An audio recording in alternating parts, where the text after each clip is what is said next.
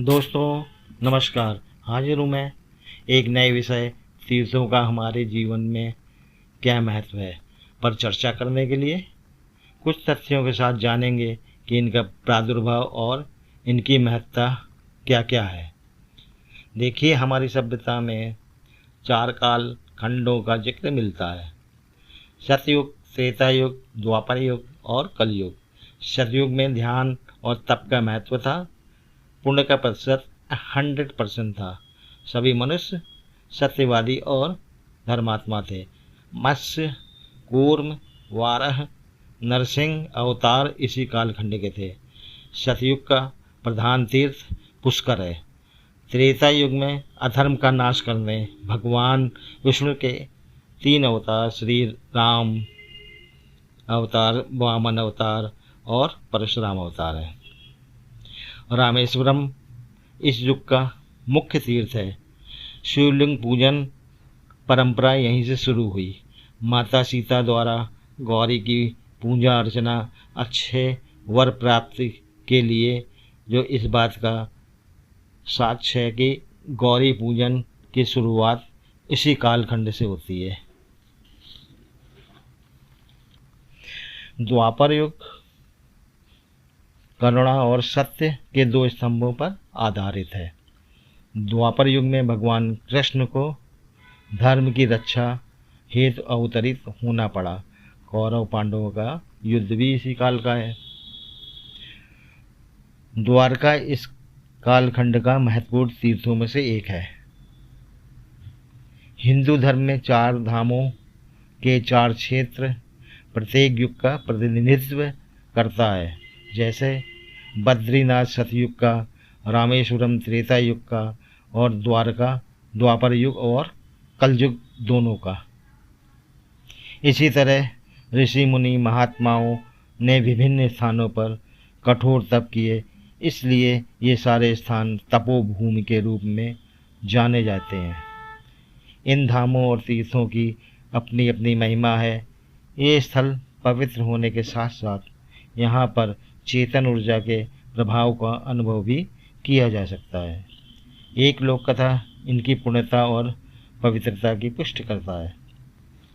एक बार भगवान शिव और देवी पार्वती नंदी बैल पर सवार होकर कहीं जा रहे थे।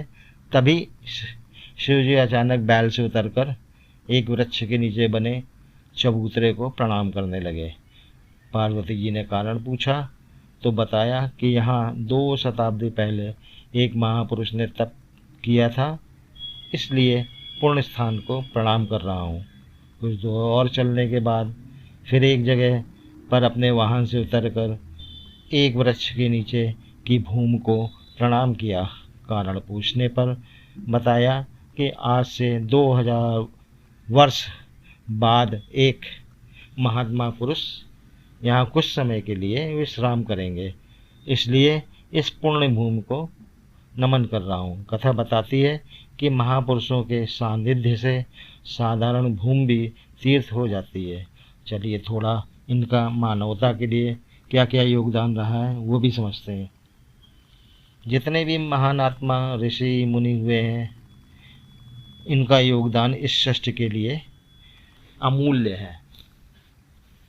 भगवान वेद व्यास ने वेदों की रचना की। भागवत गीता का संकलन भी उन्हीं की देन है। इसी तरह महान आत्माओं ने शिक्षा के क्षेत्र में अष्टांग योग, गणित, विज्ञान, खगोल शास्त्र, ज्योतिषी आदि का अनमोल ज्ञान के खजाने से मानवता को समृद्ध किया। देखिए, तीर्थ शब्द त्राधातु व थक प्रत्यय से बना है। पार करना और तरना इसका अर्थ है, जिसके द्वारा या जिसमें साधक भव सागर को पार कर जाए वही तीर्थ है। तीर्थों में पवित्र होने मात्र से पार कर जाना या तर जाना पूर्ण सत्य नहीं है। इसके लिए सनातन धर्म के अनुपालन की आवश्यकता होती है, तब जाकर अध्यात्म की स्थिति को प्राप्त होता है। कुछ शर्तें बिना उसके कार्य अधूरा ही रहेगा। सफलता में संशय बना ही रहेगा। तो ठीक है, समझते हैं कि धर्म क्या है, अध्यात्म क्या है। देखिए, धर्म और अध्यात्म एक सिक्के के दो पहलू हैं,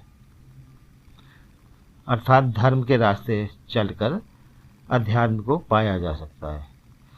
चलिए संक्षेप में धर्म को समझते हैं।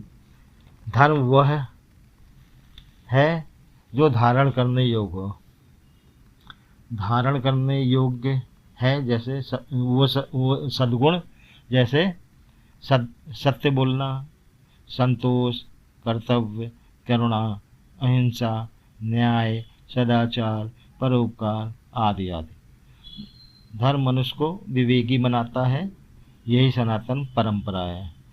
धर्म वह तप है जिसके बल पर व्यक्ति सत्य की खोज में अग्रसर रहता है। एक वृत्तांत से समझिए इसकी महिमा को। एक ऋषि जंगल में कुटिया बनाकर रहते थे। उनके आसपास हिंसक पशु और अहिंसक पशु भी रहते थे। वहीं पर एक सरोवर था। उसके एक ही तट पर हिंसक और अहिंसक पशु एक साथ पानी पीते थे। वे एक दूसरे को हानि भी नहीं पहुंचाते थे। आप समझ सकते हैं कि ऋषि के एक तप अहिंसा के बल पर हिंसक पशु भी अहिंसक हो गए। ये है सद्गुणों के ताकत। फिर अध्यात्म क्या है, इसके क्या लक्षण हैं? देखिए, अध्यात्म को प्राप्त व्यक्ति अनुभव के आधार पर जानता है कि वह स्वयं अपने आनंद का स्रोत है। अब तो साफ हो गया कि धर्म की नाव और पतवार के सहारे अध्यात्म के उस छोर को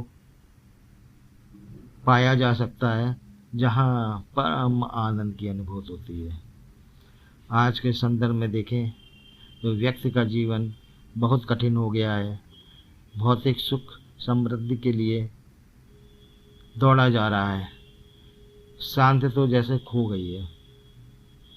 धर्म और भौतिकता दो विपरीत ध्रुव हैं जो कभी मिल नहीं सकते। इसमें से चयन किसी एक का ही कर सकते हैं। ऋषि मुनियों की दूरदृष्टि रही।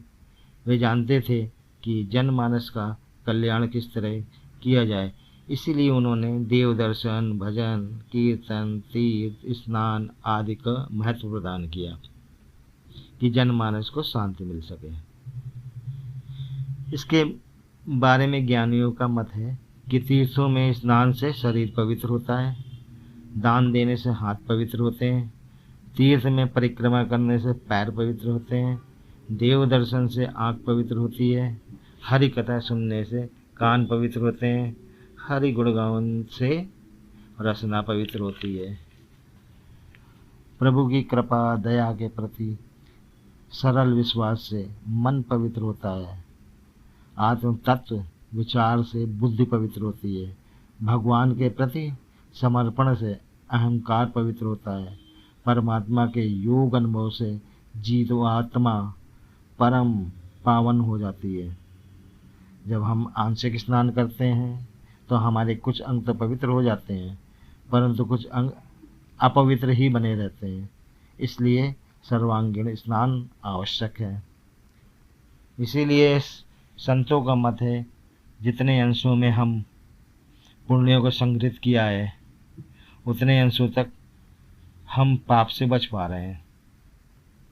मानव जीवन वही है जो दूसरों को सुख देने, दूसरों की पूर्ति के लिए तत्पर रहे। यही उसकी जागृत अवस्था है। जहाँ त्याग और प्रेम की पूर्णता है, वहीं देवीय जीवन है। जो व्यक्ति अपने शरीर को संसार की सेवा में समर्पित करता है, वह अपने आप को सत्य के लिए समर्पित कर देता है। उसी का जीवन ईश्वरमय जीवन है। आज बस इतना ही। अगले कार्यक्रम में नए विषय को लेकर चर्चा करेंगे। आपको ये चर्चा कैसी लगी, कमेंट बॉक्स में अपनी राय दें। यदि चर्चा अच्छी लगी तो लाइक करें, शेयर करें, ताकि अन्य को भी जानकारी प्राप्त हो सके। धन्यवाद, नमस्कार।